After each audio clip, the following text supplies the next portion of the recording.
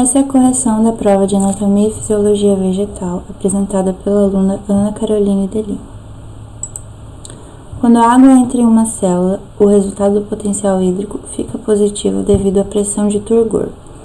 Essa é a pressão da membrana com a entrada de água na célula, fazendo com que o potencial fique positivo. Essa pressão ocorre quando as células acumulam substâncias nos vacúolos e, consequentemente, absorvem água por osmose. A pressão de turgor torna a célula mais rígida. Como tem mais água dentro dela, o potencial fica positivo. O movimento da água no xilema é devido à capilaridade da água e transpiração. A capilaridade é a capacidade de ascensão ou depressão de líquidos em tubos capilares, dependendo das forças de adesão e coesão, fazendo com que a água seja capaz de se movimentar pelo xilema. A perda de água em forma de vapor ocorre pela transpiração. A água é puxada do xilema para as partes celulares do mesófilo, onde ela evapora para espaços intracelulares, e então o vapor se difunde pelos poros estomáticos e atravessa a camada de ar junto da superfície foliar. A molécula que é primeiramente quebrada para a mobilização de nutrientes durante a senescência são as clorofilas. Isso acontece como uma consequência da senescência, porque os macronutrientes vão se mover para as partes mais jovens da planta e a clorofila é quebrada nesse processo. As folhas elas passam a ficar amareladas pela ausência de clorofila. O processo de partição e distribuição de fotoassimilados entre diferentes drenos é diferencial. O sentido de translocação ele é sempre na direção do órgão produtor para o órgão consumidor.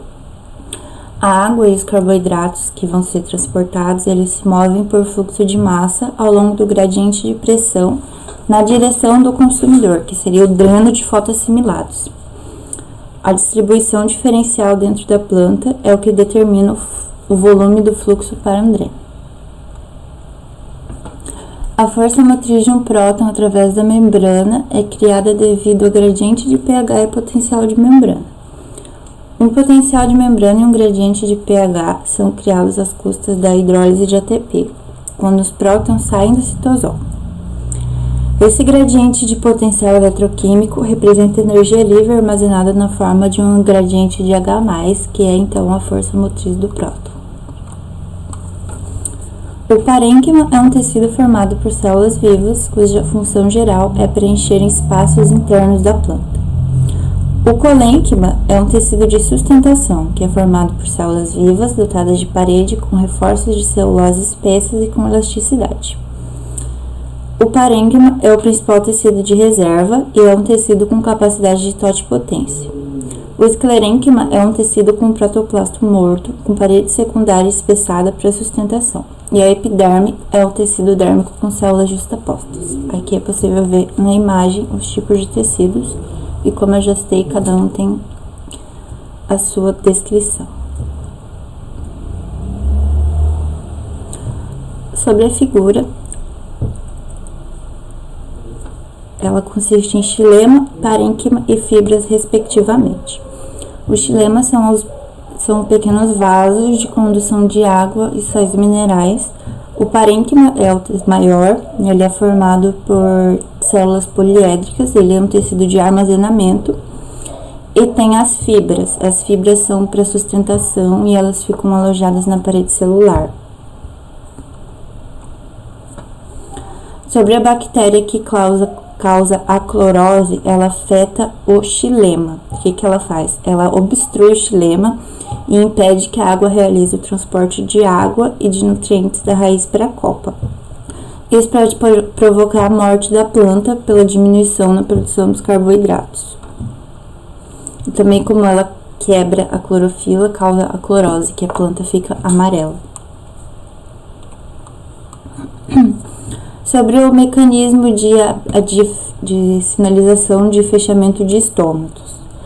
É o ácido abscísico e o acúmulo de íons K+, e a saída de Ca+, e a saída de K+, nas células guarda, provocando a saída de ar.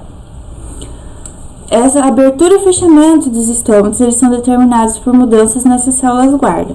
O movimento ele acontece com a entrada e saída de íons potássio, quando há luz ou em baixo nível de CO2, os íons de potássio são bombeados para a célula guarda e elas começam a absorver água, se tornam túrgidas e os ostíolos se abrem. Na questão de fechamento de estômatos, é quando as células guardas perdem esses íons de potássio e perdem água. Consequentemente, elas murcham e os estômatos se fecham. Sobre o potencial hídrico, ele determina a direção do movimento da água entre as células. Ele é a energia livre da água que se desloca sempre do mais alto potencial para o mais baixo. O potencial hídrico, ele mede a tendência relativa para a água deixar uma localização em favor da outra. Então, ela se desloca dos sistemas onde há menos solutos, do sistema onde há menos solutos para onde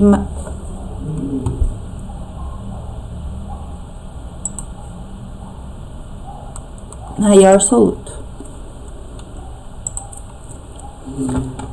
Cite 3 fatores e explique a relação com a absorção e transporte de nutrientes.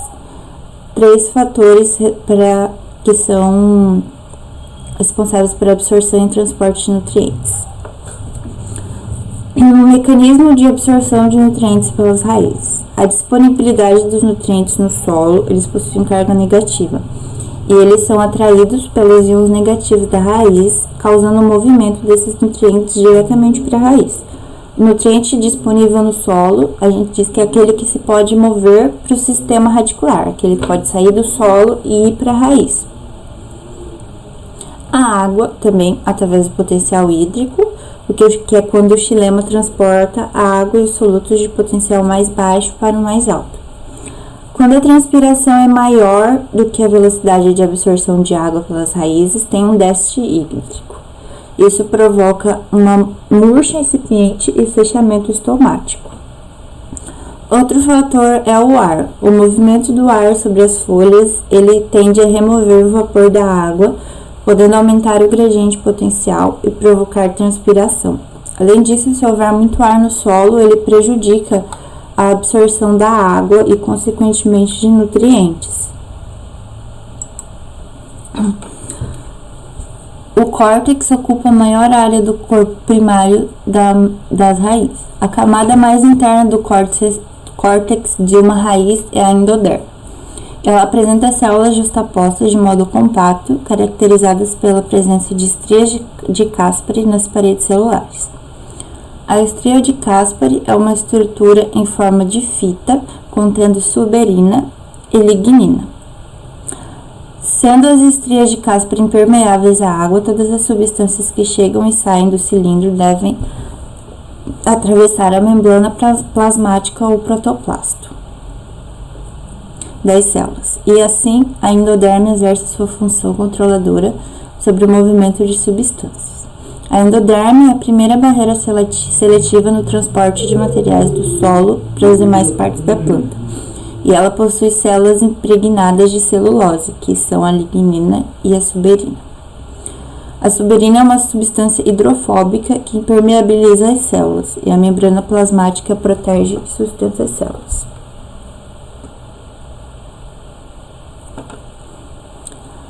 Quais são as cores observadas na cromatografia? Com quais pigmentos elas estão relacionadas e por que visualizamos as cores?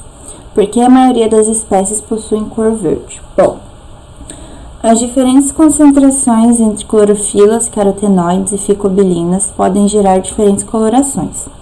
Elas atuam como pigmentos acessórios, aumentando o aspecto de absorção de luz, e por isso elas aparecem na cromatografia. A cor verde e amarelada é a cor da clorofila B, a verde intensa, a clorofila A, amarela são as xantofilas, laranja os carotenos e vermelha as eritrófilas. A maioria das folhas elas são verdes porque elas possuem cloroplasto, onde há o pigmento mais comum, a clorofila. E a clorofila ela absorve comprimentos de onda azul, violeta e vermelho. Então ela reflete o verde, dando às plantas essa coloração. Menciona um exemplo em que a prática de poda pode ser utilizada na agricultura, explicando o que acontece. Bom, eu trouxe aqui a poda de rejuvenescimento, regeneração e tratamento. Essa poda ela auxilia na agricultura, livrando as plantas frutíferas de ramos doentes ou improdutivos.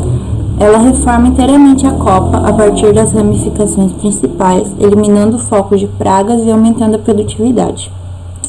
Essa poda é usada no transplante de grandes árvores frutíferas adultas e no rejuvenescimento de pomares que foram abandonados. Ao podar, os açúcares e os fotoassimilados produzidos nas folhas, eles são direcionados para outras partes das plantas. Quando você retira plantas secas ou doentes, esses nutrientes eles vão para a parte saudável da planta e ela vai poder conseguir se regenerar, porque vai ter mais nutrientes chegando para as partes de interesse.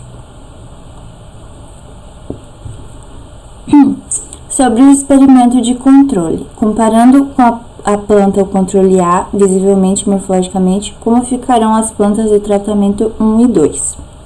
Bom, em ambos os tratamentos, as plantas 1 e 2, as folhas vão ficar com queda foliar e com cor amarelada e vão murchar, pois elas não estão abrindo os estômatos para absorver luz e realizar fotossíntese adequadamente. Na planta 2, o malefício será o mesmo, pois mesmo com os estômatos abertos à noite, não vai ter luz para ela absorver. Isso ocorre porque as duas plantas são do tipo C3 e elas não possuem as adaptações para realizar fotossíntese no escuro. Quais os mecanismos fisiológicos foram impedidos no tratamento 1? Foi impedida a fotossíntese, a troca de gases, a fotorrespiração, a absorção de água e a respiração celular. Existem espécies de plantas que possuem adaptação para a condição da proposta no tratamento 2. Quais plantas são essas? Elas são as plantas CAN. Elas são plantas de ambientes secos e quentes e elas possuem um processo especial de fotossíntese. Elas são capazes de minimizar a fotorrespiração e armazenar água, separando as etapas de reação dependente de luz e uso de CO2 no tempo entre o dia e a noite. Elas são plantas que abrem os estômatos à noite e permitem a difusão do CO2 para o interior da célula, ou seja, os dois processos são separados nessas plantas.